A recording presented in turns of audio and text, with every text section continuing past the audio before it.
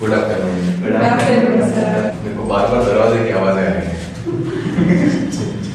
Nevertheless, electrostatic, potential energy and capacitance का revision करेंगे अभी, ठीक है। सो बहुत कोई कोएगा, कुछ डेरिवेशन में मेरे को जो मन पड़ेगा मैं करवाऊंगा, जो मेरे को इंपॉर्टेंट लगा, जो मेरे को लगा कि नहीं चलेगा तुम लोग देख लोगे, वो सब नहीं होगा। फॉर्मूला सारे कवर करने वाले हैं, ठीक है।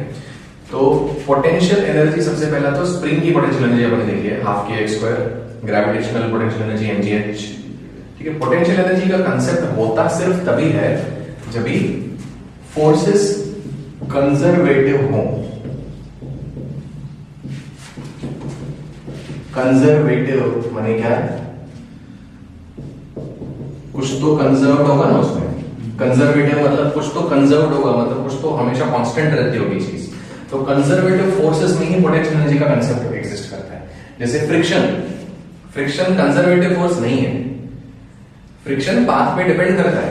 तुम सीधा आओ, यहाँ पे कोई सीधा रोड चूज करो ट्यूशन आने के लिए, या तुम लोग कोई टेढ़ा मेढ़ा पाथ लेके आओ, दोनों केसेस में फ्रिक्शन तुम लोग डिफरेंट एक्सपीरियंस करने वाले हो। तो friction is not a conservative force, okay. Gravity, it is a conservative force. Electric field, magnetic field, these are conservative forces. So how do you characterize conservative forces? कि ये force conservative है, ये force conservative नहीं है, वो कैसे बोलेंगे? तो something must be conserved. Mechanical energy is conserved. What does this mean? Mechanical energy क्या होता है? Kinetic plus potential energy should be conserved. Kinetic energy plus potential energy. Also अगर तुम कुछ वर्क कर रहे हो, मैकेनिकल वर्क कर रहे हो, तो ये सब कांस्टेंट रहना चाहिए, ठीक है। तो उसको कंजर्वेटिव फील्ड बोलते हैं या फोर्सेस बोलते हैं। उसमें मैकेनिकल एनर्जी कंजर्व होती है। देखो, टोटल एनर्जी कंजर्वेशन की बात नहीं हो रही है। टोटल एनर्जी तो हर जगह कंजर्व होती है। जैसे फ्रिक्शन में भी टोटल एनर्जी तो कंजर्व है। तुम जो वर्क कर रहे हो वो हीट में कन्वर्ट हो जा रहा है। मैकेनिकल एनर्जी कंजर्व है तो हम उसको कंजर्वेटिव फोर्सेस बोलेंगे, ठीक है। Total energy is always conserved, okay. दूसरा, यहां पे जो वर्क डन है, सपोज कोई एक चार्ज है इधर Q1 और इधर दूसरा चार्ज है कैपिटल Q। इस Q1 को पॉइंट A से उठा के पॉइंट B पे रखना है। इधर से इसको शिफ्ट कर रहा है इधर, तो सीधा ला सकते हैं, ऐसे करके रख सकते हैं, या ऐसा घूम करके रख सकते हैं, कैसे भी रख सकते हैं। तो जो हमको वर्क करना पड़ा इसको मूव करने में, वो पाथ पे डिपेंडेंट नहीं होना चाहिए, वो कंजर्वेटिव फोर्स है, ठीक है। So work done should be path independent, okay.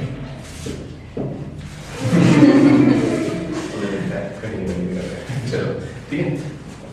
Since work done is path independent, तो अगर A पॉइंट से उठा के Q को घुमा फिरा के वापस A पे ही लेके आए, तो इनिशियल और फाइनल पोजीशन सेम हो गया।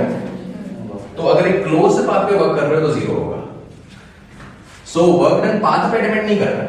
पाथ पे नहीं करेगा तो और क्या ऑप्शन है? और किस पे कर सकता है? डिस्प्लेसमेंट पे कर सकता है ना। पाथ लेंथ पे डिपेंड नहीं करके डिस्प्लेसमेंट पे कर सकता है। So work done does not depend on path. Work done depends on displacement. That is, work done depends on final and initial positions only. Now here when I say positions only, इसका necessary meaning ये नहीं है कि जगह। Position का मतलब state भी हो सकता है। Position, in what position are you right now? वैसे करके तो फिर हाँ, simple meaning displacement ही है इसका, कि A और B के बीच का डिस्प्लेसमेंट पे ही वर्क डिपेंड करेगा। But it can be something else also. जैसे कि सपोज मैंने यहाँ पे Q रखा है और मैं इसको इंक्रीज करते जा रहा हूं, I am supplying some charge, so Q से थोड़ी देर बाद Q डैश हो गया, तो ये सिस्टम का एनर्जी बढ़ गया। वो एनर्जी चेंज करने के लिए हमने कुछ वर्क किया, सप्लाई करने के लिए। मैं कहीं कहीं से उठा के चार्ज इस पे रखते जा रहा हूँ। अब यहाँ पे डिस्प्लेसमेंट कुछ नहीं हुआ है, but the initial and final position of the system is different. So position does not literally mean जगह. Position can mean the state of the system. जैसे केमिस्ट्री में तुम लोग स्टेट वेरिएबल्स पढ़ते थे, थर्मोडायनामिक्स में, प्रेशर, वॉल्यूम, टेम्परेचर। सो वो state variables इसके लिए बोलते हैं क्योंकि वो जो ग्राफ एक बनाते थे तुम लोग, वो ग्राफ में बीच वाले पॉइंट्स पे डिपेंड नहीं करते थे वेरिएबल्स। वो सिर्फ डिपेंड करते थे पोजीशन 1 और पोजीशन 2 पे, इसके लिए उनको स्टेट वेरिएबल्स बोलते थे। ठीक है, सो यहां पे भी कुछ ऐसा ही है। सो कंजर्वेटिव फोर्सेस जब भी होंगे ना, तो इनिशियल और फाइनल पोजीशन पे डिपेंडेंट होगा वर्क। वो पोजीशन डिस्प्लेसमेंट वाली पोजीशन भी हो सकती है, and state of the system, system कौन से पोजीशन में है अभी, फाइनली कौन से पोजीशन में है, इनिशियली कौन से पोजीशन में था, उसके डिफरेंस पे ही डिपेंड करता है।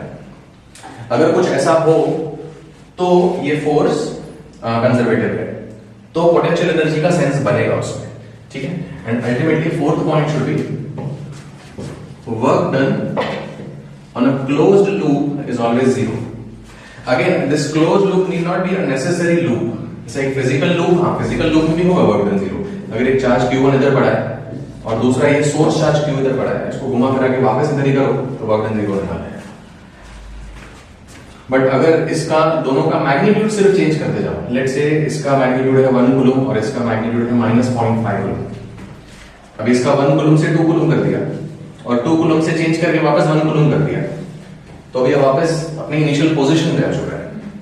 तो अभी ये प्रोसेस करने में जो वर्क होगा ना, वो जीरो ही होने वाला है। क्लियर है? ठीक है, तो कंजर्वेटिव फोर्सेस को लेके एक क्विक एग्जांपल करते हैं। कुछ चूज किए मैंने एग्जांपल जो बहुत कुछ क्लियर करेगा। लेट्स सी, अभी एक इलेक्ट्रिक सिस्टम की पॉसिबिलिटी अपन डिस्कस करने वाले हैं कि ऐसा एक सिस्टम पॉसिबल है कि नहीं है। तो ये मैंने कुछ पैरेलल इलेक्ट्रिक फील्ड लाइंस बनाई हैं। ऐसा हो सकता है? हाँ हो सकता है ना, बहुत सारे प्रॉब्लम्स तुमने ऐसे सॉल्व किए हैं। पैरेलल इलेक्ट्रिक फील्ड लाइंस, ये एक प्लेन सरफेस में से निकलती है। ये इलेक्ट्रिक फील्ड की वैल्यू होती है सिग्मा बाय 2 एप्सिलॉन नॉट और इसकी डायरेक्शन होती है n for normal to the plane. Okay, ये होता ही है। सो इसमें कोई प्रॉब्लम नहीं है।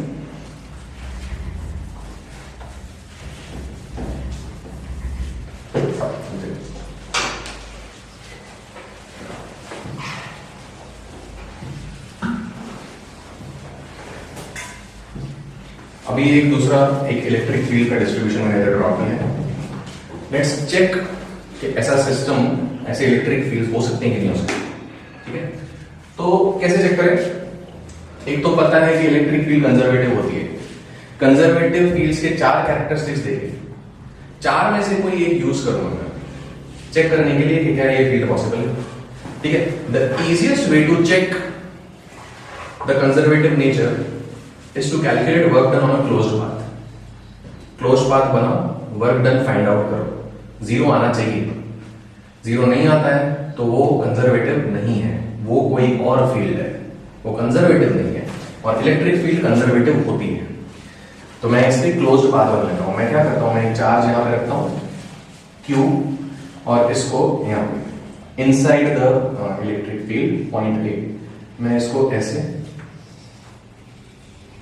घुमा के वापस लेके लिख लेता हूं और मैं चेक करूंगा कि ये करने के लिए मेरे को वर्क करना पड़ा, वो 0 था या नहीं था। ओके, सो नाम दे देते हैं A B C D। इसमें ऐसे तो work done over this path निकालना है, work done over this closed path. तो वर्क डन ओवर यहां से यहां पे लेके चलेंगे। सो वर्क डन मतलब force into displacement F dot D over AB plus F dot D over BC plus F dot D over CD plus dot D over DA। Okay, अभी ये displacement इधर हुआ है A से B और इस पर फोर्स कहां लग रहा है? फोर्स पे लग रहा है, इलेक्ट्रिक फील्ड डायरेक्शन में फोर्स लग रहा है। तो एंगल कितना हुआ? सो cos 90। So F dot D is F D cos theta for A to B। तो 0 हो गया, ये पोर्शन 0। ओके, B से C में जाते टाइम फोर्स और डिस्प्लेसमेंट के बीच में एंगल क्या है? 0। So cos 0 हो जाएगा 1। तो फोर्स होगा F और ये लेंथ को कुछ L ले लें और ये ब्रेड्थ को B ले लें। सो F L cos 0। अच्छा, ये F over this line, so BC करके लिखते हैं। ये again 90, force D cos 90 from C to D, ये 0 हो जाएगा। Force from D to A, मैं दोनों के नाम डिफरेंट दे रहा हूं क्योंकि इलेक्ट्रिक फील्ड की स्ट्रेंथ डिफरेंट है दोनों जगह। L cos, ये एंगल कितना है 180 ऑपोजिट से ना, तो ये दोनों तो 0 हो गए। क्यों? क्योंकि cos 90 0 होता है। तो बचा क्या अपने पास? Force over the path BC, force होता है EQ, तो इलेक्ट्रिक फील्ड Q और cos 01 माइनस cos 180 के लिए minus electric field over DA, Q और L, ये बचता है। अभी Q और L तो सेम है, तो नेट फोर्स को लिख सकते हैं अपन E BC minus E DA। अभी ये इलेक्ट्रिक फील्ड है जो अपन चेक कर रहे थे शुरू से कि पॉसिबल है कि नहीं। ये इलेक्ट्रिक फील्ड कहां पे स्ट्रांग है और कहां पे वीक है? नीचे स्ट्रांग है। कैसे बताया? क्लोज इलेक्ट्रिक फील्ड है, तो उतना स्ट्रांग है। तो यहाँ पे वीकर इलेक्ट्रिक फील्ड है ऊपर रीजन है, और इधर स्ट्रॉन्गर इलेक्ट्रिक फील्ड है। तो this number is greater, this is a smaller number. तो ये नेट कुछ तो नेगेटिव आंसर आएगा, कितना आएगा पता नहीं, पर 0 नहीं आएगा। तो this electric field is not equal to 0 on a closed path. Electric field, the work done, ये F लिख दिया मैंने, F नहीं, the work done over this closed path is not equal to 0। तो इसका मतलब ये कंजर्वेटिव नहीं हुआ, इसका मतलब ऐसी इलेक्ट्रिक फील्ड पॉसिबल ही नहीं है। तो कहीं पे भी इसके अलावा अपन इलेक्ट्रिक फील्ड के और कैरेक्टरिस्टिक्स पढ़ चुके हैं। इलेक्ट्रिक फील्ड लाइंस इंटरसेक्ट नहीं करती, electric field lines close loop नहीं बनाती, इलेक्ट्रिक फील्ड लाइंस हमेशा सरफेस के परपेंडिकुलर चलती हैं। ये एक और कैरेक्टरिस्टिक है कि इलेक्ट्रिक फील्ड का ग्रेडियंट डिस्ट्रीब्यूशन नहीं हो सकता। इस तरीके की, इसको बोलते हैं इलेक्ट्रिक फील्ड ग्रेडियंट, और ये पॉसिबल नहीं है। So there can not be electric field gradient. क्यों? अगर होगा तो क्लोज्ड पाथ पे वर्क डन 0 नहीं मिलेगा, तो मतलब ये इलेक्ट्रिक फील्ड कंजर्वेटिव नेचर को कॉन्ट्राडिक्ट करता है, और इलेक्ट्रिक फील्ड कंजर्वेटिव है। So there can not be a gradient electric field. Okay, clear? So ये कंजर्वेटिव है इलेक्ट्रिक फील्ड, इसके लिए पोटेंशियल एनर्जी उसमें कुछ तो होगी, तो वो पोटेंशियल एनर्जी डिस्कस करेंगे इलेक्ट्रोस्टैटिक्स के टर्म में। पोटेंशियल एनर्जी का सेंस हम लोग बनाने वाले हैं वही करके कि हम लोग को काम कितना करना पड़ा एक सिस्टम बनाने के लिए, एक इलेक्ट्रिकल सिस्टम बनाने के लिए जो हम लोग को वर्क करना पड़ेगा। हम जो वर्क कर रहे हैं वो इलेक्ट्रिक वर्क नहीं है, हम नॉन इलेक्ट्रिक वर्क कर रहे हैं चार्जेस इकट्ठा करने के लिए। 2 प्रोटॉन और प्रोटॉन को तुम इलेक्ट्रिक फोर्स से नहीं मिला सकते हो, इलेक्ट्रिक फोर्स से तो वो दूर भागेगी ना। तो तुमको अगर कोई चार्ज एक्यूमुलेट करना है तो तुमको एक्सटर्नल वर्क करना पड़ेगा, वो वर्क डन फिर सिस्टम की पोटेंशियल एनर्जी मिल जाती है। इक्विवेलेंट टू कि तुम एक बाल्टी उठा के अपने टेरेस पे लेके जाओ, तो तुमने ग्रेविटी के अगेंस्ट वर्क किया है, वो करके क्या मिलेगा? वो बाल्टी में जितना भी पानी है उसका पोटेंशियल एनर्जी बढ़ गया, बाल्टी का भी बढ़ गया, तुम्हारा भी बढ़ गया। वो पोटेंशियल एनर्जी को यूज करके इलेक्ट्रिसिटी जनरेट हो सकती है, और कोई भी दूसरे फॉर्म ऑफ एनर्जी में तुम कन्वर्ट कर सकते हो। तो तुमको कोई भी सिस्टम को अगर एनर्जी देनी है तो वो सिस्टम के अगेंस्ट जाके काम करना पड़ेगा, तब तुम एनर्जी बढ़ा रहे होते हो सिस्टम की। अगर उसको फ्रीली छोड़ दोगे तो वो अपनी एनर्जी कम ही करेगा, इसके लिए फिर ये नीचे गिरता है, क्योंकि इसको खुद ब खुद तो एनर्जी अपनी कम ही करनी है। ठीक है, तो यहाँ पे भी हम लोग करेंगे, यहाँ पे हम लोग चार्जेस को उनकी इलेक्ट्रिक फील्ड के अगेंस्ट मूव करवा के अरेंज करेंगे। सो इधर सपोज एक चार्ज है, और ये सपोज उसका एरिया ऑफ एक्शन है, ये है वॉल्यूम में से area, I mean layman term दिया, ये जगह है उसकी एक्शन का, कि इस स्फीयर के बाहर ये अपना इफेक्ट उतना नहीं डाल सकता। तो usually this region is called electric field. ये जो हम इलेक्ट्रिक फील्ड KQ/R² बात करते हैं ना, उसका पूरा नाम इलेक्ट्रिक फील्ड इंटेंसिटी है, but most of the time we skip that intensity. हम लोग बस वही बोलते हैं electric field, but electric field वैसे तो ये रीजन है। तो इस रीजन के बाहर के रीजन को इंफिनिटी बोलेंगे। सो अगेन ये लिटरल इंफिनिटी नहीं है, सच में ये ऐसा अर्थ के बाहर या फिर हमारे सोलर सिस्टम का ऐसा कोई पॉइंट नहीं है। इंफिनिटी इज दैट प्लेस जहां पे इसका इलेक्ट्रिक इफेक्ट नहीं है या रादर बहुत वीक है, इतना कि कोई मोशन नहीं होता होने वाला उसके वजह से। तो यहां पे एक दूसरा चार्ज है Q, इसको वैसे Q1 और Q2 नाम दिया जाता है, ठीक है। सो हम क्या कर रहे हैं, इसको फिक्स रख रहा हूं मैं, कैपिटल Q को फिक्स रख के ये Q को इंफिनिटी से इलेक्ट्रिक फील्ड के अंदर लेके आ रहा है। तो यहां से यहां पे मूव करवा रहे हैं, तो यहां से इधर लेके आने में जो वर्क करना पड़ेगा वो होगा potential energy of the system, okay. And ये वर्क करना पड़ेगा इलेक्ट्रिक फील्ड के against. So the potential energy is negative of the work done against this electric field, या the work done against the electric field. So that is why minus, and ये जो work होने वाला है, ये जो force है इलेक्ट्रिक फोर्स, ये वेरिएबल फोर्स है, कांस्टेंट फोर्स नहीं है। जिस मोमेंट में ये Q इधर एंटर हुआ ना, अगर सपोज दोनों पॉजिटिव में, तो इसने इसको रिपेल करना स्टार्ट कर दिया। अभी जब ये अपन पास में पकड़ पकड़ के लेके आ रहे हैं इसको इधर, तो इसका रिपल्शन चेंज होते जा रहा है। क्यों? क्योंकि डिस्टेंस चेंज होते जा रहा है। तो ये वेरिएबल फोर्स है, जब भी वेरिएबल फोर्स होता है इंटीग्रेट करना होता है आपको। तो integration of F D R, कहां से कहां? इंफिनिटी से पी।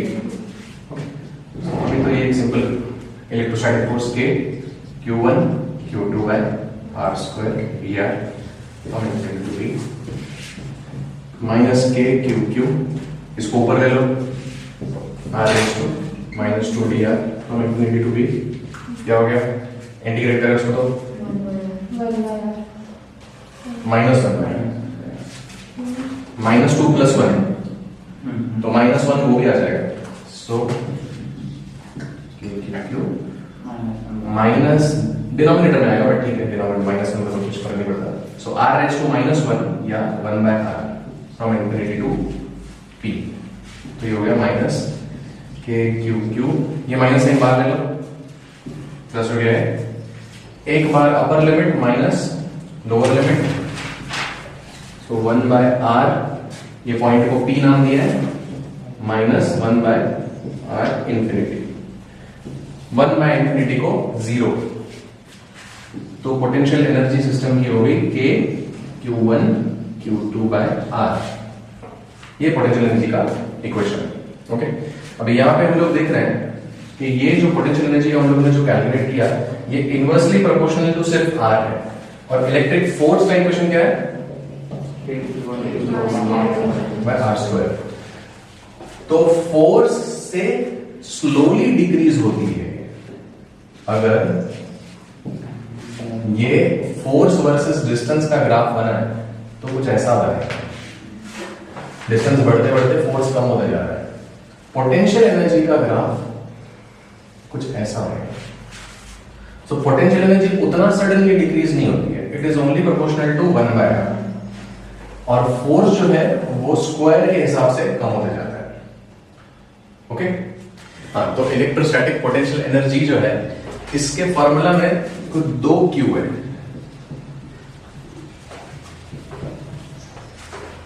तो इसको यूजुअली इंटरैक्शन पोटेंशियल एनर्जी भी बोलते हैं, क्योंकि इसके लिए दोनों चार्जेस रिस्पॉन्सिबल है।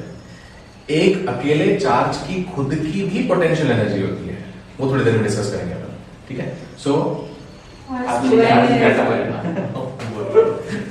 ये देखो, सो यहाँ पे ये Q1 और Q2 दोनों मिलकर सिस्टम की एनर्जी बना रहे हैं। अभी इन जनरल दो चार्जेस से अगर ज्यादा चार्जेस होंगे, जैसे कि इधर Q1 Q2 Q3 Q अगर n नंबर ऑफ चार्जेस हुए और इनकी पोटेंशियल एनर्जी निकालनी है पूरे सिस्टम की, तो पेयर्स लेने पड़ेंगे, 1 2 का, 1 2 3 का, 1 3 का, 1 n का, 2 n का, 3 n हो गया, 3 2 का। तो ये अभी ये पेयर्स में चार्जेस लेके जो एनर्जी मिलेगी वो इन सबके इंटरैक्शन की एनर्जी रहेगी। अभी कोई भी चार्ज नहीं, सपोज सिर्फ Q1 अकेला है, इसकी खुद की भी कुछ एनर्जी होती है, ठीक है। तो ये यहाँ पे एक सीरीज है, सीरीज में तुमको पेयर्स लेने हैं, तो कितने पेयर्स बनते हैं? मैं सॉल्व n-1/2। तो सपोज ये n नंबर ऑफ पेयर्स के लिए है, तो सपोज एक स्क्वायर है, तो स्क्वायर में वो क्यू चार्जेस है, स्क्वायर का साइड है a, तो कितने पेयर्स बनने चाहिए? 6 पेयर्स बनने चाहिए। तो कौन कौन से होंगे? k q by a, मतलब k q square by a, ऐसे कितने पेयर्स हैं a डिस्टेंस वाले? 1 2 3 4 पेयर्स हैं। तो इसको 4 मल्टीप्लाई कर दो plus k q square by a√2, ऐसे दो पेयर्स। तो ये टोटल पोटेंशियल एनर्जी होगी सिस्टम की। और फिर एक क्यूब वाला एक सम है, ये बहुत पॉपुलर सम है, ये काफी बार आता है। तो क्यूब के हर कॉर्नर पे चार्ज रखा हुआ है कुछ,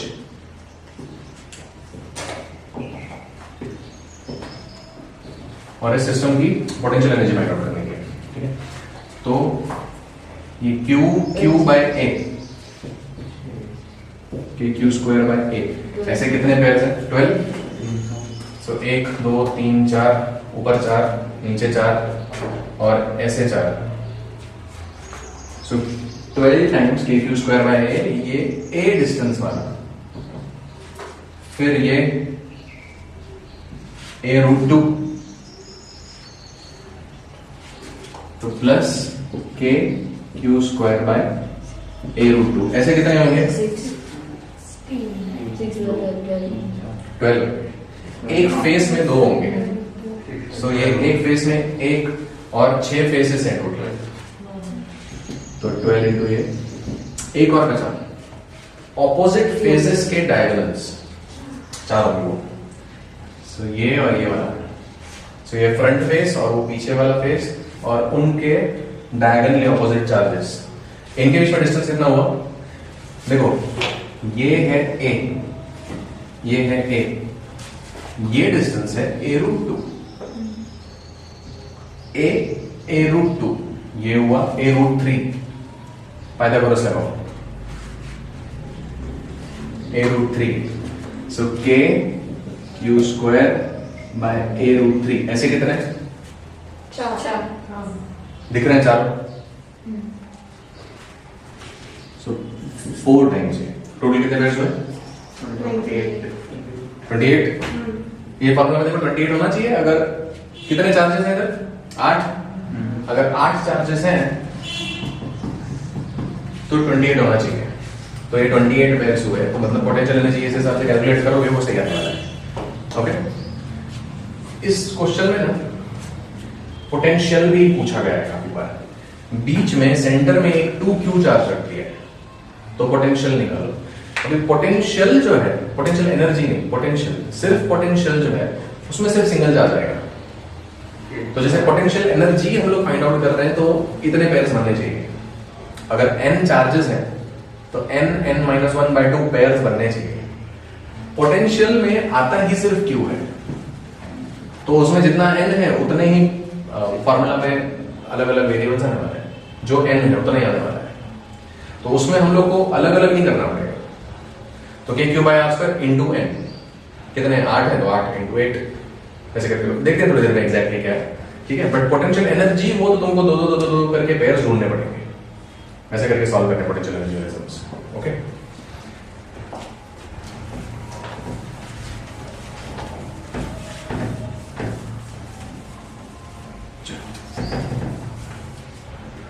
तो अभी इलेक्ट्रोस्टैटिक पोटेंशियल पे मूव करते हैं।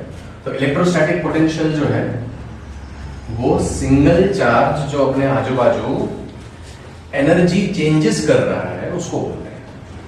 ये चार्ज अगर पॉजिटिव है तो इसने अपने आजू बाजू के एरिया में एनर्जी को बदल के रखा हुआ है, सिर्फ इसने, दूसरा वाला नहीं। हम यहाँ पे सिस्टम की एनर्जी की बात नहीं कर रहे, 2 चार्जेस के, हम यहाँ पे सिंगल चार्ज की एनर्जी की बात कर रहे हैं। सो this is not interaction energy, this is self energy of the charge. Okay, this is self energy, जिसको फिजिकल टर्म्स में पोटेंशियल, सिर्फ पोटेंशियल बोलेंगे। या इलेक्ट्रोस्टैटिक पोटेंशियल, मतलब तुमको एनर्जी लिखना नहीं है, तो self energy is potential only.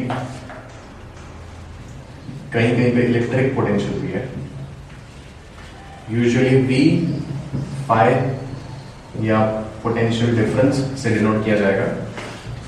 तो अभी इसने अपने आजू बाजू के एरिया में कुछ चेंजेस करके रखे हुए हैं, वो चेंजेस अगर कैलकुलेट करने हो, वो चेंजेस अगर पता लगाने हो कि क्या चेंज किया है, तो पता लगाने के लिए दूसरा चार्ज चाहिए। Just to test the energy created by this capital Q charge, we need another charge called the test charge.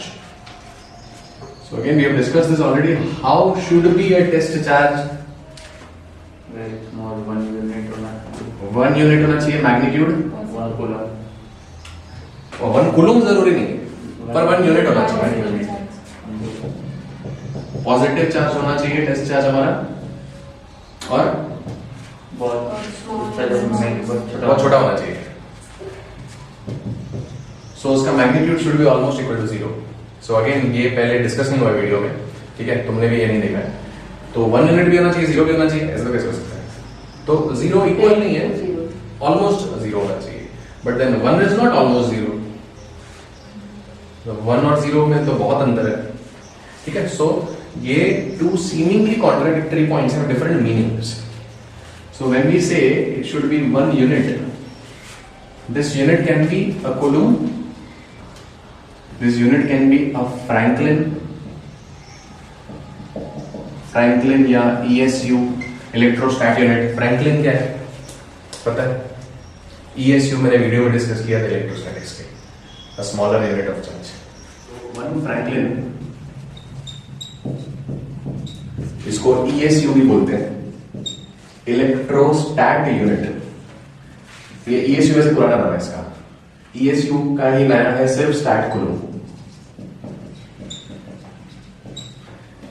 ये तीनों सेम यूनिट का नाम है, CGS unit of charge, okay. और इसकी वैल्यू 1 फ्रैंकलिन की वैल्यू होती है, या 1 ESU की या स्टैट कूलम की, 3.3356 into 10⁻⁻10 कूलम, ओके। ये जो इक्वेशन है ना, F equals to K Q1 Q2 by R square, तो इसमें दोनों चार्जेस सेम रखो, और ये बाकी फोर्स 1 डाइन रखो, ये 1 सेंटीमीटर रखो, तो चार्ज का जो यूनिट मिलेगा वो ये मिलेगा 3.3356 into 10⁻⁻10 कूलम मिलेगा, ठीक है। तो ये CGS यूनिट ऑफ चार्ज है। तो कल जब मैं डिस्कस कर रहे थे कि टेस्ट चार्ज कैसा होना चाहिए, तो टेस्ट चार्ज का यूनिट ये भी हो सकता है, कुछ भी हो, 1 होना चाहिए, 1 यूनिट होना चाहिए। So it can be 1 SI, 1 CGS, 1 FPS, any unit, okay. या FPS सिस्टम में दूसरा यूनिट है चार्ज का, कुछ भी हो पर 1 यूनिट होना चाहिए। Q टेंड्स टू 0 का मतलब है कि ये test charge compare to the source charge बहुत छोटा होना चाहिए। ये इतना बड़ा नहीं होना चाहिए कि इसकी एनर्जी को ही चेंज कर दे। ये इसका पर्पस है सिर्फ इसकी एनर्जी को टेस्ट करना, खुद की न्यू एनर्जीज क्रिएट करके इसकी एनर्जी को मॉडिफाई करना इसका पर्पस नहीं है, okay. So that is how these two are consistent with each other, ठीक है। तो ये यूनिट पॉजिटिव चार्ज है, मतलब अगर तुम इसका पोटेंशियल एनर्जी का अगर इक्वेशन लिखते हो तो हो जाएगा K Q 1 by R, ये यूनिट पॉजिटिव है इसके लिए, ठीक है। This is called potential K Q by R। और इन अदर टर्म्स, अगर यहाँ पे 1 को छोड़ के अगर कोई और चार्ज है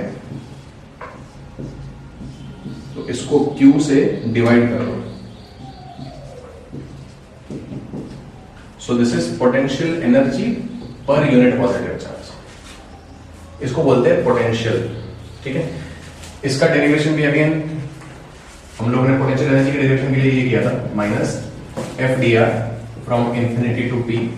अगर हमको पोटेंशियल का चाहिए तो -इंफिनिटी टू P, F के बदले अपन E रख सकते हैं। सो यहाँ पे 2 Q थे, यहाँ पे सिर्फ एक ही Q है, बाकी सब कुछ सेम है। तो इसका मिलता है K Q by R answer, ठीक है। ये है पोटेंशियल एट पॉइंट P, ये रैंडम पॉइंट P, ओके। अभी पोटेंशियल अगेन एक स्केलर क्वांटिटी है, क्योंकि पोटेंशियल है तो energy of unit positive charge है। अपन लोग करंट वगैरह पढ़े थे, तो करंट वगैरह में हम लोग बहुत वोल्टेज डिस्कस करते हैं। तो वोल्टेज क्या चीज है कि एक यूनिट चार्ज को कितनी एनर्जी मिलने वाली है, जैसे अगर ये पैरेलल कनेक्शन है, पैरेलल कनेक्शन पे अपन बोलते हैं वोल्टेज सेम जाता है, तो that means per unit charges सबको एनर्जी सेम मिल रही है, उसका मतलब हुआ है। ठीक है, तो जब भी अपन वोल्टेज सोच रहे हैं, हमको ये सोचना है कि एक चार्ज की एनर्जी कितनी है, एक चार्ज की एनर्जी कितनी है, यूनिट चार्ज की एनर्जी कितनी है। ओके, अभी देखो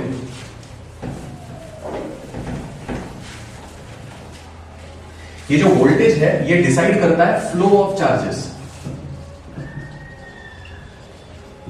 सपोज हमारे पास दो कुछ भी ऑब्जेक्ट्स हैं, ऑब्जेक्ट ए और object B, differently size objects, और इससे कुछ तो चार्ज है क्यू ए और क्यू बी, और इन दोनों को हम लोगों ने कनेक्ट कर दिया, तो charge from larger object to smaller object flow होगा। क्या बोलूं? नहीं, ऐसा जरूरी नहीं है। चार्ज फ्लो होगा from higher potential to lower potential. ये साइज डिसाइड नहीं करती है कि किसका पोटेंशियल ज्यादा है किसका पोटेंशियल कम है, साइज से नहीं पता चलता है, वो अपने को अलग से गिवन होगा कि इसका पोटेंशियल 10 वोल्ट है, इसका पोटेंशियल अगर 20 वोल्ट है तो चार्ज ऐसे जाने वाला है। ठीक है, पानी कहां से कहां फ्लो करता है? Higher potential to lower potential, पानी higher concentration to lower concentration. ये सब एब्सोल्युटली ट्रू चीजें नहीं है, ये सब तो तुम कहीं कहीं पढ़े हो। देखो मैं तुमको बताता हूँ, मैं तुमको एक इन्फॉर्मेशन देता हूँ, ठीक है, कि मेरे पास एक वेसल है पानी का, उसमें 100 लीटर पानी भरा हुआ है, और फिर इम्प्योरिटीज भी होंगी, नमक होगा, कचरा होगा, सब होगा। और मेरे पास एक दूसरा वेसल है जिसमें 10 लीटर पानी है, और मैंने दोनों वेसल्स को एक कॉमन पाइप से कनेक्ट कर दिया, तो पानी कहाँ से कहाँ जाना चाहिए? नहीं, दोनों में इम्प्योरिटी, दोनों का कंस्टिट्यूशन सेम है, दोनों प्योर वाटर की सोच सकते हो।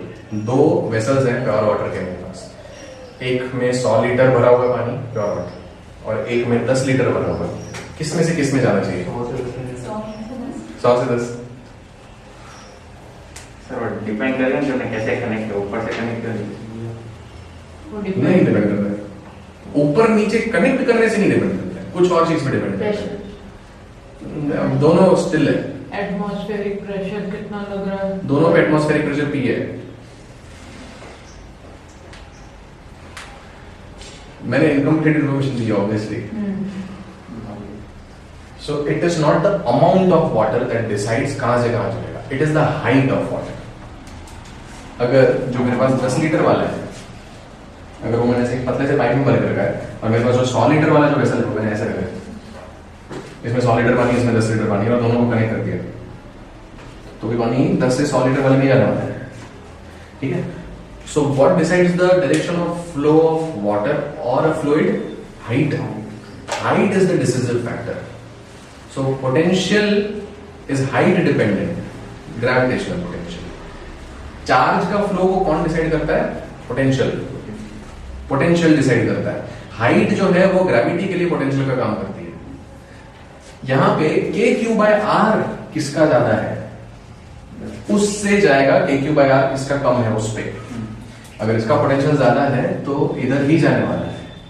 जैसे एक वेंडी ग्राफ जनरेटर में तुमको है, वेंडी ग्राफ जनरेटर में 2 स्फीयर्स हैं, inner sphere are A, outer sphere are B. इसमें तुम कुछ भी कर लो, हमेशा चार्ज अंदर से बाहर वाले पे ही फ्लो करेगा। अंदर वाले का पोटेंशियल तुम जितना भी बढ़ाते जाओ, बाहर वाले का पोटेंशियल तुम जितना भी चेंज करते जाओ, चार्ज इधर ही जाने वाला है। राइट, क्योंकि ये हमेशा हाई पोटेंशियल पे रहता है। इन दोनों के बीच में पोटेंशियल डिफरेंस रहेगा K Q 1 by R A minus 1 by R B. ये वेंडी ग्राफ जनरेटर का फॉर्मूला है। वेंडी ग्राफ जनरेटर का बेसिस यही है कि छोटा स्फीयर और बड़ा स्फीयर को कनेक्ट करने पे छोटे स्फीयर पे पोटेंशियल हमेशा ज्यादा रहने वाला है। ऐसा क्यों? क्योंकि उसका रेडियस छोटा है ना, रेडियस छोटा तो पोटेंशियल ज्यादा होगा, है ना? है कि नहीं? एक छोटा सा बॉल पे मैंने 1 कूलम चार्ज दे दिया है, और बाजू में एक बड़ा सा बॉल पे 1 कूलम चार्ज है, और दोनों सेम मटेरियल के, जैसे स्टील के, तो कौन ज्यादा पोटेंशियल पे, छोटा वाला या बड़ा वाला? छोटा वाला। तो उसको तुम अगर कनेक्ट कर देते हो वायर के थ्रू, तो तुम छोटे वाले पर जो भी चार्ज देते जाओ वो बड़े वाले को देते जाएगा, क्योंकि it is always at higher potential. So that is how millions of volts is generated in a Van de Graaff generator by this principle K. The charge flows from higher to what higher to lower? Higher potential to lower potential, not from where it is more to where it is less. अगर यहाँ पे 10 coulomb charge है और यहाँ पे late से 50 coulomb charge है, फिर भी इधर ही जाएगा क्योंकि ये हायर पोटेंशियल है। सो चार्ज जहां से ज्यादा होता है वहां से कम पे जाएगा, ऐसा नहीं, कॉन्सेंट्रेशन ग्रेडियंट नहीं है, ठीक है। चार्ज वहां जाएगा जहां पे पोटेंशियल कम होने वाला है।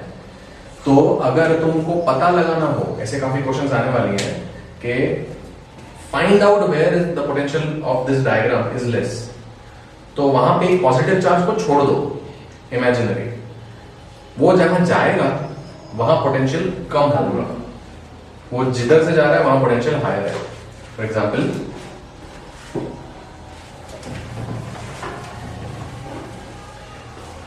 अगर ये इलेक्ट्रिक फील्ड लाइंस हैं, अब ये इलेक्ट्रिक फील्ड लाइंस में मैं कुछ पॉइंट बता देता हूं, ए बी और सी डी। अभी ये डायग्राम में मेरे को बताओ लोएस्ट पोटेंशियल कहां है और हाईएस्ट पोटेंशियल कहां है पॉइंट्स पे? लोएस्ट डी पे। क्यों? इलेक्ट्रिक फील्ड इस तरफ जा रही है ना। हाँ, इलेक्ट्रिक फील्ड लाइंस उस तरफ जा रही है, तो उस तरफ ऐसे कम पोटेंशियल। हाँ, सो इलेक्ट्रिक फील्ड तो एक्चुअली कहीं नहीं जाएगी, तुम पॉजिटिव चार्ज को इधर छोड़ दो तो वो डी पे जाएगा, तो वो जहां जा रहा है वहां पोटेंशियल कम होएगा। So D is at the lowest potential and A B दोनों इक्वल पोटेंशियल पे, ठीक है। सो अभी ये डायग्राम से एक और कंसेप्ट निकला कि एक इलेक्ट्रिक फील्ड के परपेंडिकुलर पोटेंशियल सेम रहता है ना, क्योंकि चार्ज को ए से बी पे मूव कराने में कोई वर्क नहीं करना पड़ेगा, कोई एनर्जी नहीं गेन करेगा, नहीं लूज करेगा। हाँ, पर ए से सी पे जाएगा तो एनर्जी थोड़ी कम हो जाएगी, सी से डी पे जाएगा तो और एनर्जी कम हो जाएगी। सो एनीथिंग चार्ज ही नहीं, कुछ भी स्पॉन्टेनियसली वहां जाता है जहां उसकी एनर्जी कम हो, कोई भी चीज। अभी इलेक्ट्रॉन को इधर छोड़ दो तो इलेक्ट्रॉन तो इधर जाएगा, तो इलेक्ट्रॉन जा रहा है टुवर्ड्स हायर पोटेंशियल, पर वहां पे जाके उसकी पोटेंशियल एनर्जी कम है। क्यों? क्योंकि नेगेटिव है ना। यहां पे इसकी पोटेंशियल एनर्जी होगी माइनस ईवीए, इधर इसकी पोटेंशियल एनर्जी होगी माइनस ईवीटी। इन दोनों में से कौन सा नंबर छोटा? ये छोटा। This is more negative, this is minus 100, this may be minus 50, so this is a smaller number. So कोई भी सिस्टम स्पॉन्टेनियसली वहां जाता है जहां पे उसकी पोटेंशियल एनर्जी कम हो। पॉजिटिव चार्ज जाएगा लोअर पोटेंशियल पे क्योंकि वहां पे पोटेंशियल कम होएगा, नेगेटिव चार्ज जाएगा हायर पोटेंशियल पे क्योंकि वहां पे और नेगेटिव हो गया, वहां पे एनर्जी और नेगेटिव हो गई। So any system tries to decrease potential energy as much as possible, जितना पोटेंशियल एनर्जी कम कर सकता है करते रहेंगे वो, ठीक है। तो ये फ्लो ऑफ चार्जेस डिसाइड होता है पोटेंशियल से। इसका मतलब अगर यहाँ पे एक वायर है जिसमें 1 लाख वोल्ट का करंट है, ओके, यहाँ पे दूसरी वायर है जिसमें भी 1 लाख वोल्ट का करंट है, और दोनों अपन पकड़ लिए तो हमको कुछ नहीं होने वाला है क्योंकि we will be holding 2 equal potential surfaces. So हम लोग में से कोई चार्ज फ्लो नहीं करने वाला है, ठीक है ना। तो अगर यहाँ पे एक वायर है जो 1 वोल्ट का है और इधर एक वायर जा रही है जो माइनस 500 वोल्ट्स पे है, तो हमको शॉक लगेगा बहुत अच्छा वाला, ठीक है। So it is the potential difference between 2 points that decides whether charges are going to flow और नॉट, ठीक है। तो पोटेंशियल का कोई फिजिकल इंपॉर्टेंस है। तो अभी जब भी अपन पॉजिटिव पोटेंशियल सोच रहे हैं, जब भी पॉजिटिव पोटेंशियल इमेजिन कर रहा हूं, अभी इमेजिन कैसे करें? अब जैसे कि पानी ऊपर लेके जाना तो इमेजिन करना बहुत इजी है, चार्जेस को फ्लो करवाना भी इमेजिन हो जाता है, इलेक्ट्रॉन इधर से इधर गया। पर पॉजिटिव पोटेंशियल क्या होता है, कैसे सोचें उसको? तो what I used to do is कि जब भी पॉजिटिव पोटेंशियल सोचना होता था ना, ये मेरे को ऐसा बहुत ऐसा मेरे 12th स्टैंडर्ड में ऐसा ब्रेनस्टॉर्मिंग के बाद ऐसा आइडिया है कि मैं पॉजिटिव पोटेंशियल सोचूं कैसे, मेरे को सोचने को नहीं हो रहा है, पता चल गया, थियरी हो गई, पढ़ लिया and all, but how to imagine positive potential. So मैंने उसको एक एनालॉजी दी, मैंने सोचा कि positive potential is like a mountain and negative potential is like a valley. अभी यहां पे अगर एक बॉल है, इसको ऊपर चढ़ाने के लिए बहुत एनर्जी चाहिए, तो ये बॉल को ऊपर लेके जाएंगे तो हमको इसकी पोटेंशियल एनर्जी बढ़ेगी। छोड़ दिया तो वो खुद ही खुद नीचे ही आएगा, या इससे ही जाएगा, या अगर इधर तक लेके आएगा तो इससे ही जाएगा। ठीक है, और यहां पे ये बॉल खुद ही जाने वाला है। सो ये करके क्या कर रहा है वो नीचे जाके पोटेंशियल एनर्जी कम कर रहा है। Compare it with helium balloon. ये इसके अंदर हीलियम भरा हुआ, हीलियम गैस भरा हुआ, ये तो खुद ही खुद जाएगा ऊपर, तो ऊपर जाके अपना एनर्जी कम कर रहा है। और अगर इसको नीचे लेके जाना हो तो हीलियम बलून को, तो हमको फोर्स लगाना पड़ेगा, नीचे धक्का मार के लेके जाना पड़ेगा। तो ये valley is like a negative charge, the helium balloon is like a negative charge, this is like a positive charge, mountain, a ball or a rock is like a positive charge। तो positive charges ऐसा एक mountain जैसा create कर देते हैं, मतलब एक energy, high energy dense area create कर देते हैं। ये मेरा सेकेंडरी थॉट था। मेरा फर्स्ट थॉट था कि मैं ऐसा एयर से कंपेयर करके कि एक जगह पे एयर की डेंसिटी बहुत बढ़ गई तो वहां से चीजें बाहर निकलना चाहिए, यहाँ पे एयर का डेंसिटी बहुत कम है, वहां पे चीजें जाना चाहिए, तो वैसा करके। But instead of air I used to think of energy, कि एक जगह पे एनर्जी डेंसिटी बहुत है तो वहां से एनर्जी निकलना चाहती है, या अगर कुछ तुम पॉजिटिव एनर्जी रखते हो तो वो निकलेगी, नेगेटिव एनर्जी उधर ऐड होगी। क्या होगा नेगेटिव एनर्जी अगर इधर आएगी तो ओवरऑल एनर्जी कम होने वाली है सिस्टम की। अगर एक जगह पॉजिटिव एनर्जी जमा है, नेगेटिव एनर्जी ऐड होगी तो सिस्टम की एनर्जी ओवरऑल कम हो जाएगी। ठीक है, तो either of these things give a good imagination, good approximation of potential.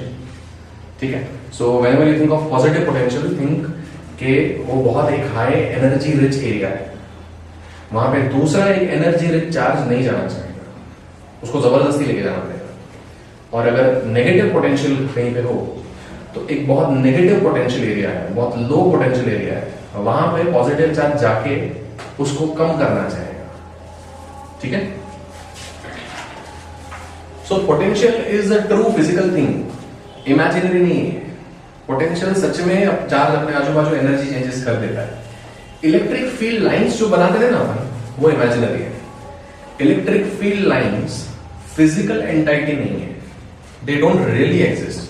वो तो हम लाइंस बनाते हैं इलेक्ट्रिक फोर्स को समझने के लिए कि पॉजिटिव चार्ज कहां जाएगा, वो लाइन के साथ जाएगा, नेगेटिव चार्ज वो लाइन के अपोजिट जाएगा। So electric field lines physical exist नहीं करती है। ठीक है, ये पूछा जाए कि electric field lines do really exist, no they don't really exist, they are only mathematical concepts. ठीक है, हम लोग यूज किए, ह्यूमन बीइंग्स उसको बनाए इलेक्ट्रिक फील्ड को समझने के लिए। ओके, पोटेंशियल जो है वो रियली एग्जिस्ट करता है, पोटेंशियल एनर्जी, वो एक चार्ज अपने आजू बाजू पोटेंशियल चेंज कर देगा। ओके, तो potential due to various charge distribution का बेसिक वही है।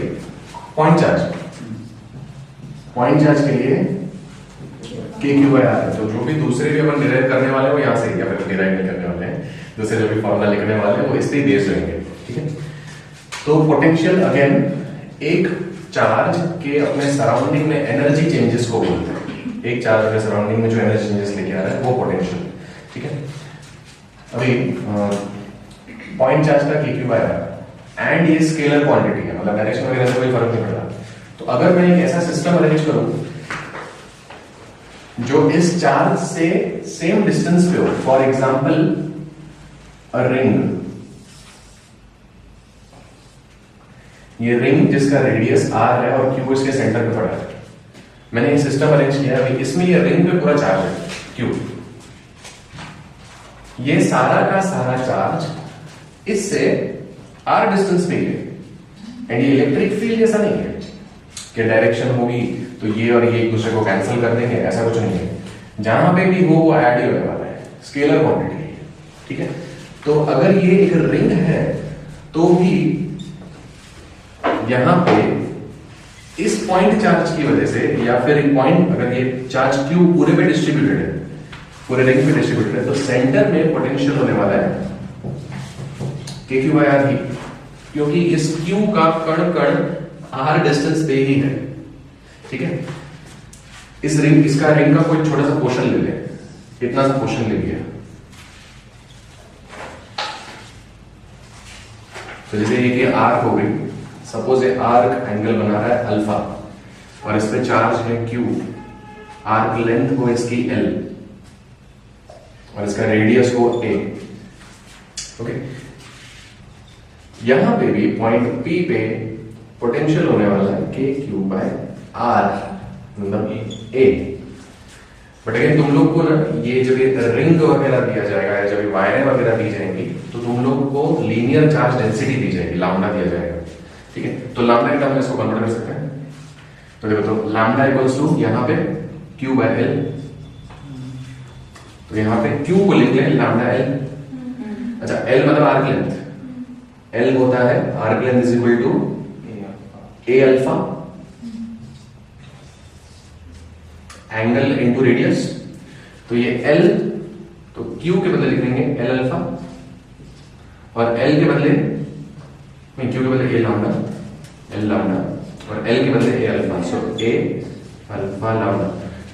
तो potential due to this small piece would be k a alpha lambda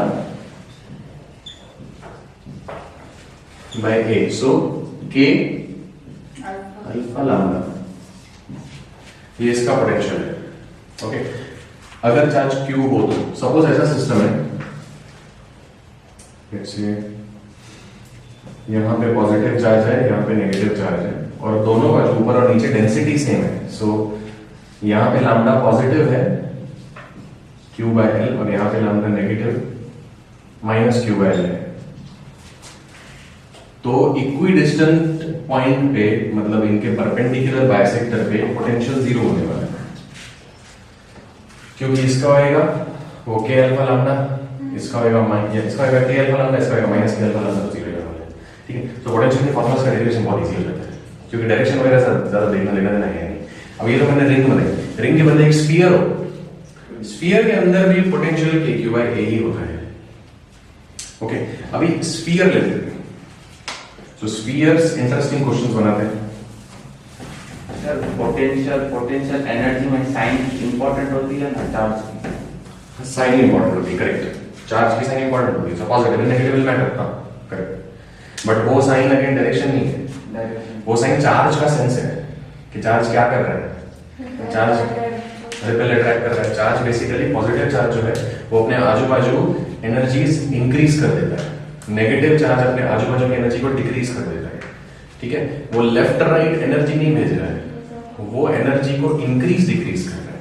ठीक है, so that is how it is not a vector quantity, scalar है। So despite having a sign it is a scalar quantity potential.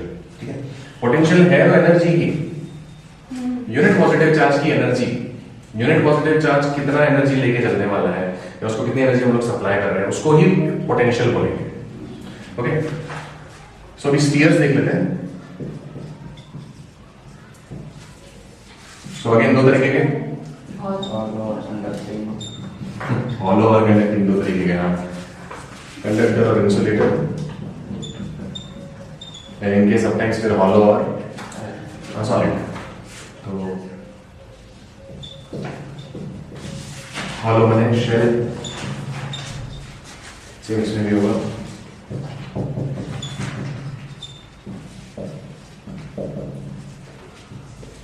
As usual इन तीनों के formula सारे same होने वाले हैं। तो ये स्फीयर्स हो, ये तीनों, इनफैक्ट आउटसाइड के लिए तो चारों का फॉर्मूला सेम होने वाला है। तो outside the spheres v is going to be q/r, ये r डिस्टेंस है और पूरे स्फीयर पे q डिस्ट्रीब्यूटेड है। कैसे डिस्ट्रीब्यूटेड है नहीं फर्क पड़ता, पर आउटसाइड k/r रहने वाला है। मतलब outside the energy at this point will be like the entire charge is concentrated at the center, उस तरीके की एनर्जी होगी। तो तुम ये पूरा स्फीयर रख दो या स्फीयर हटा के इस पॉइंट पे चार्ज रख दो, यही एनर्जी इस पॉइंट पे मिलने वाली है। आउटसाइड चारों के लिए फॉर्मूला लगेगी। इनसाइड ये तीनों का इनसाइड इलेक्ट्रिक फील्ड जीरो है, ये तीनों का electric field inside is zero for a solid conductor, a hollow conductor and a hollow insulator. Solid insulator का अलग है, तो उसका थोड़ा एक अलग डिस्कस कर लेंगे। ठीक है, तो अभी अपने को V मिला माइनस EDR, V माने टोटल पोटेंशियल। टोटल पोटेंशियल है नेगेटिव ऑफ इलेक्ट्रिक फील्ड का इंटीग्रेशन। क्योंकि ये डिस्टेंस है और क्योंकि ये जैसे कि लाइन जैसी चीजें हैं तो इसको लाइन इंटीग्रल बोलते हैं। ओके, ये टोटल पोटेंशियल है, टोटल। अभी अपन को क्या चाहिए, थोड़ा सा पोटेंशियल चाहिए। जैसे कि सपोज ये दोनों के बीच में पोटेंशियल डिफरेंस क्या होगा, मेरे को डिफाइन करना है, तो उसको डीवी लिख देंगे। तो जब तुम डीवी लिख रहे हो तो इंटीग्रेशन मत करो, वी टोटल है, तो ये हो गया minus EDR. Therefore electric field हो गई DV by D R. Electric field zero होती है इन तीनों के अंदर, इलेक्ट्रिक फील्ड जीरो होती है, मतलब डीवी जीरो होता है, तो वी कांस्टेंट हुआ। तो electric field is zero for these three spheres inside, so therefore voltage is constant inside. कितना, के क्यू बाई आर, जहां पे आर इसका रेडियस हो। सो अगर एक ग्राफ प्लॉट करें इन तीनों के लिए, डिस्टेंस वर्सेस वोल्टेज का ग्राफ, तो सेंटर से लेकर के आर डिस्टेंस तक के क्यू बाय आर है पोटेंशियल, जीरो से लेकर के रेडियस तक के क्यू बाय आर है, सरफेस तक। फिर सरफेस के बाहर ये आर बढ़ता जाएगा, डिनोमिनेटर बढ़ता जाएगा, वोल्टेज कम हो जाएगा। ठीक है, इसका इनसाइड का फॉर्मूला एक अलग होगा, सॉलिड इंसुलेटिंग स्फीयर का। तो इसमें कैसा है, एक पॉइंट सेलेक्ट कर लेते हैं, ये वाला पॉइंट भी चाहिए। इस पे सॉलिड इंसुलेटर में क्यों फर्क आता है, क्योंकि इंसुलेटर है ना, तो तुम अगर चार्ज इस पे इधर रखते हो सपोज, तो उधर ही रहेगा, वो डिस्ट्रीब्यूट नहीं होगा, क्योंकि इंसुलेटर वो फ्लो नहीं करने देगा इस चार्ज को। इन दोनों में तुम चार्ज किधर भी रखो, इधर तुमने क्यू चार्ज रखा, ये कंडक्टर के सरफेस पे भेज देता है, तो कंडक्टर्स चार्ज को सरफेस पे भेज देंगे। ठीक है, इंसुलेटर पे जहां चार्ज रखेंगे अपन वही रहने वाला है। तो इस इंसुलेटर पे uniformly charge suppose capital Q distributed है, अपन को इनसाइड एक पॉइंट पी पे वोल्टेज निकालना है। अपन को इस पॉइंट पे इलेक्ट्रिक फील्ड पता है, अपन निकाल चुके हैं। तो क्या करें, ये फॉर्मूला लगाते हैं, ये वाला। तो V equals to minus EDR। अभी वोल्टेज ये क्या था, इंफिनिटी से पॉइंट P तक था, कि इंफिनिटी से तुम लेके आ रहे हो और यहां पे रख दोगे। अभी ये सपोज इंफिनिटी है, ये रीजन, तो इंफिनिटी से कैपिटल आर तक आउटसाइड का लगेगा फॉर्मूला, और कैपिटल आर से स्मॉल आर तक इनसाइड का फॉर्मूला लगेगा। सो इसके दो पार्ट्स हैं। For inside a solid insulator potential के दो पार्ट्स होने वाले हैं। ओके, देख लेते हैं। सी होगा माइनस इंटीग्रेशन इंफिनिटी से आर एंड आर से बी,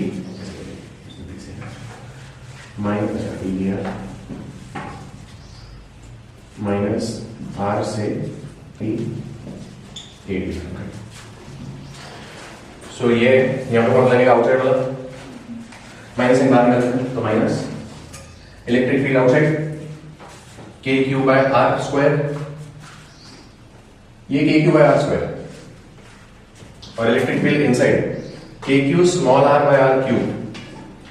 के क्यू सब में कॉमन है, के क्यू पहले ही बाहर निकाल लेते हैं, तो के जो इसका चार्ज हो क्यू, अंदर इंटीग्रेशन में बचता है 1 by r square dr from infinity to r plus r by r cube dr again from r to p।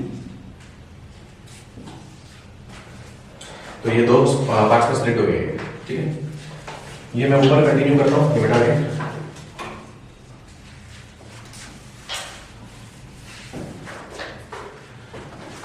So potential inside a solid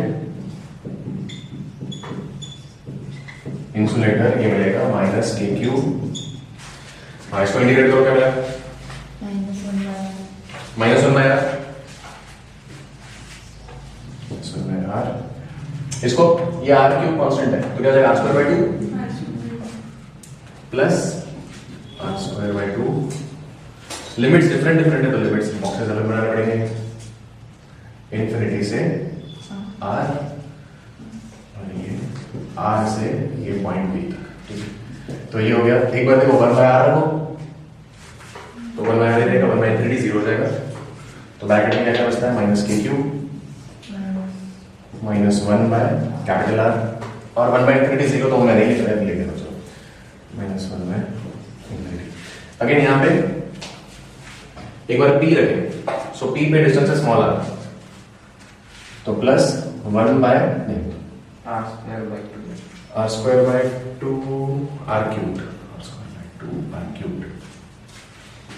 तो हो जाएगा r के बदले स्मॉल r ही रहेगा, तो r² by 2r³ माइनस ये आ जाएगा capital r² by 2r³ limits लगा दिया। अभी इसको ठीक कर देंगे, तो ये -k³ क्या कर देते, ये तो टर्म 0 हो गया। अभी इधर है 2r³ 2 में है, तो इसमें भी दे देते हैं, है ना। तो इधर इसको r² 2r² मल्टीप्लाई करना पड़ेगा, तो मैं नीचे 2r³ बाहर निकाल देता हूं। इधर क्या आ गया -2r², इधर कुछ नहीं प्लस r² माइनस r², ठीक है। तो चाहिए तो ये माइनस साइन अंदर रख दो, फॉर्मूला में अच्छे से याद रखेंगे। तो k³ by 2r³ ये हो जाएगा 3r² माइनस r²। ये है potential inside a solid insulator. k³ by 2r³ 3r² minus r²। यहाँ पे वेरिएबल सिर्फ यही है, बाकी सब चीजें कांस्टेंट है। सेंटर में कितना रहेगा निकाल लें, सेंटर में ये 0 होगा, तो पोटेंशियल सेंटर में कितना हो गया 3/2 k³ by r, so 1.5 k³ by r। So this is greater than potential of these three for same charge distribution। same charge distribution है तो हमारे पास 4 तरीके के स्फीयर्स अवेलेबल है, 2 सॉलिड है, 2 हॉलो है एंड इंसुलेटर्स एंड कंडक्टर्स। तो inside potential सबसे ज्यादा मिलता है इसमें सॉलिड इंसुलेटर में। एक तो ये वेरिएबल है, 0 कांस्टेंट नहीं है। ऊपर से सेंटर पे इसको r को 0 रख दो तो ये मिलेगा मिनिमम, तो सेंटर पे मिलेगा 3/2 1.9 k³ by r। बाकी तीनों में सेंटर में मिलता है k³ by r। दूसरा सरफेस पे कितना मिलेगा, जस्ट है सरफेस के जस्ट अंदर, इसको तुम r² रख दो तो हो जाएगा 2r², so k³ by r। तो सरफेस तक आते आते k³ by r हो जाता है। सो सेंटर में है 1.5 टाइम्स k³ by r और सरफेस पे है 1, सो थ्रू आउट 1.5 और 1 के बीच है ना। तो मैक्सिमम पोटेंशियल कौन से टाइप के स्फीयर में मिल सकता है इनसाइड सॉलिड इंसुलेटर के अंदर। सॉलिड इंसुलेटर के अंदर मैक्सिमम पोटेंशियल मिल सकता है for the same amount of charge distribution. Okay चलो ठीक है, तो स्फीयर से खत्म हुए। इनफैक्ट पोटेंशियल में भी कुछ और मेरे को बताना था, तो एक इक्विपोटेंशियल सरफेस ही डिस्कस कर लेते हैं। इक्विपोटेंशियल सरफेसेस और थोड़ा कंडक्टर का प्रॉपर्टीज देखते हैं। Equipotential surfaces, not necessarily surfaces. Surface जब बोलते हैं तो अपन एरिया को रेफर करते हैं, इक्विपोटेंशियल रीजन्स। जैसे कि ये जो अगर एक कंडक्टर है या एक हॉलो इंसुलेटर है तो उसके अंदर अपन ने देखा पोटेंशियल कांस्टेंट होता है, तो इसके अंदर पूरा ये इक्विपोटेंशियल वॉल्यूम है, इक्विपोटेंशियल रीजन है, ठीक है। सो इक्विपोटेंशियल का मतलब सिंपल, हर जगह पोटेंशियल सेम। मतलब अगर तुमको कोई चार्जेस को एक जगह से दूसरी जगह मूव करवाना है तो कुछ वर्क नहीं करना पड़ेगा क्योंकि पोटेंशियल हर जगह सेम है, ठीक है। अभी इक्विपोटेंशियल जब सरफेस बोले अपन तो हम सिर्फ एरिया की बात कर रहे हैं। जैसे सिर्फ इसका अगर एरिया डिस्कस करो तो इसके एरिया का हर एक पॉइंट का पोटेंशियल सेम है। तो अ ग्रुप ऑफ पॉइंट और mathematically a locus of point, locus मतलब ग्रुप, लोकस मतलब स्पेसिफिकली ग्रुप ऑफ पोजीशंस। कितना बुरा लगेगा, कुछ नहीं आएगा वीडियो में सच। मैं बोल रही थी बायो इज लोकस और locus is bio. Bio is locus, locus is bio. Locus is bio. Locus मतलब लोकेशन, ग्रुप ऑफ लोकेशंस।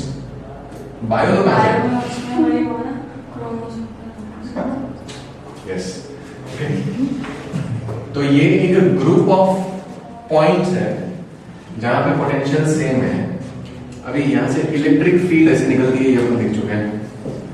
तो electric field and equipotential surfaces हमेशा परपेंडिकुलर ही होंगे। तो जैसे इलेक्ट्रिक फील्ड से इंटरसेक्ट नहीं करती है, इक्विपोटेंशियल सरफेसेस पे इंटरसेक्ट नहीं करने वाले। ठीक है, अगर करेंगे तो फिर एक जगह पे दो डायरेक्शन में इलेक्ट्रिक फील्ड होगी, जो बेसिकली पॉसिबल नहीं है। ठीक है, और इक्विपोटेंशियल सरफेस का क्या? हाँ, यहाँ पे सरफेस पे ना लोकली, मतलब छोटे छोटे जगहों पे इलेक्ट्रिक फील्ड होगी सिग्मा अपॉन एप्सिलॉन नॉट। इसका डायरेक्शन होगा n। लोकल इलेक्ट्रिक फील्ड का फॉर्मूला ये है। ठीक है, बस इक्विपोटेंशियल सरफेस अलग है, कुछ कॉम्प्लिकेटेड चीजें हैं नहीं। सो रहने देते हैं। अभी कंडक्टर्स का थोड़ा प्रॉपर्टीज देख लें। जैसे ये तो कब से हम देख ही जाएंगे, कंडक्टर के अंदर इलेक्ट्रिक फील्ड जीरो होगी और कंडक्टर के अंदर पोटेंशियल कांस्टेंट होगा। तो मतलब कंडक्टर अंदर अपने एनर्जी डिस्ट्रीब्यूट नहीं करता है। मतलब कंडक्टर के अंदर हम लोग कोई भी अगर चार्ज रखते हैं, जैसे कोई भी अगर एक बॉम्ब है जो उसको अगर स्पार्क लगा तो फट जाएगा, तो उसको एक कंडक्टिंग बॉक्स के अंदर लेके जाके रख सकते हैं। तो safety box is made up of conductors. ठीक है, जब ये माइकल फैराडे जब वो इलेक्ट्रिसिटी पे डेवलपमेंट्स कर रहे थे, तो उन्होंने इलेक्ट्रिक प्रॉपर्टीज ऑब्वियसली सबकी स्टडी की मटेरियल्स की। तो उन्होंने ये देखा था कि कंडक्टर्स में जो भी चार्ज फ्लो होता है ना, वो सरफेस से ही होता रहता है, ऊपर से ही होता रहता है। मतलब अगर तुमको दिख रहा है कि एक वायर में बहुत एक वायर है, एक स्फीयर है, वो चार्ज है, पर अगर तुम किसी तरह से उसके अगर अंदर हाथ लगा सको तो कुछ नहीं होगा। जो भी चार्ज होने वाला है वो सरफेस पे होने वाला है। तो वो फैराडे भाई साहब को रियली धमकी मिली थी कि अगर तुम ज्यादा इलेक्ट्रिसिटी पे एक्सपेरिमेंट्स करोगे तो तुमको जेल में डाल देंगे, मेटल की जेल में डाल देंगे और तुमको वही जेल पे करंट देंगे। तो वो हंस रहा था, वो स्मार्ट था उसके फेस पे, क्योंकि ही न्यू कि मेरे को अंदर कुछ नहीं होने वाला है। ठीक है, सो ये जो प्रॉपर्टी है इलेक्ट्रोस्टैटिक शील्डिंग या कैविटेशन बोलते हैं इसको, या इलेक्ट्रोस्टैटिक शील्डिंग।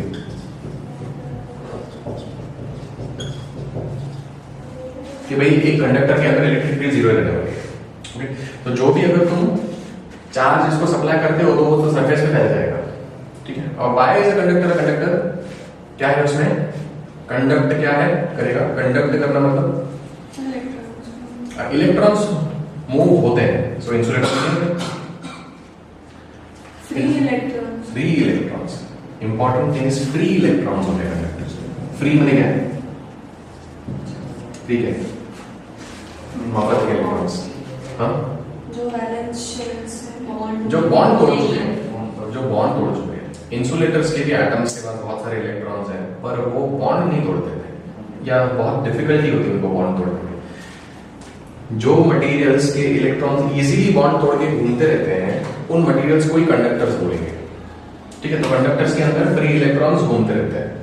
ठीक है, free from their bonds. So whatever type of the bond, may be covalent bond हो, मेटालिक बॉन्ड हो, आयोनिक बॉन्ड हो, अगर इलेक्ट्रॉन बॉन्ड तोड़ के भाग रहा है तो वो कंडक्टर है। ठीक है, अभी इलेक्ट्रॉन बॉन्ड तोड़ के भागा है पर वो सरफेस छोड़ के नहीं गया है। तो अगर ये मेटल है तो इलेक्ट्रॉन घूम रहा है इसमें, सरफेस छोड़ के नहीं गया। बॉन्ड एनर्जी जितना उसको सप्लाई हो जाता है रूम टेम्परेचर से। ठीक है, सरफेस छोड़ के जाने के लिए जो एनर्जी चाहिए उसको वर्क फंक्शन बोलते हैं। ठीक है, बॉन्ड तोड़ने के लिए जो एनर्जी चाहिए वो बॉन्ड एनर्जी है या बाइंडिंग एनर्जी है। ओके,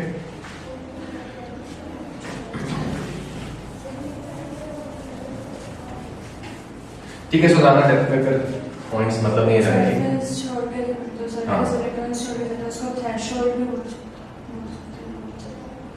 थ्रेशोल्ड होता है कोई भी चीज का मिनिमम पॉइंट, तो थ्रेशोल्ड एनर्जी बोल सकते हैं उसको। सो थ्रेशोल्ड एनर्जी तो कोई भी मिनिमम एनर्जी बोल सकते हो, तो बॉन्ड एनर्जी को थ्रेशोल्ड एनर्जी बोल सकते हो। बट स्पेसिफिकली सरफेस छोड़ के जाने की एनर्जी को वर्क फंक्शन बोलते हैं, और बॉन्ड ब्रेक करने की एनर्जी को बाइंडिंग एनर्जी या बॉन्ड एनर्जी बोलते हैं। सो बॉन्ड एंथैल्पीज वगैरह तो केमिस्ट्री में जो पढ़ेंगे, है ना? ठीक है, सो यहाँ पे पोटेंशियल खत्म करते हैं, कुछ और डिस्कस करना है पोटेंशियल में। क्लियर है? कैपेसिटेंस चालू करेंगे। ठीक है।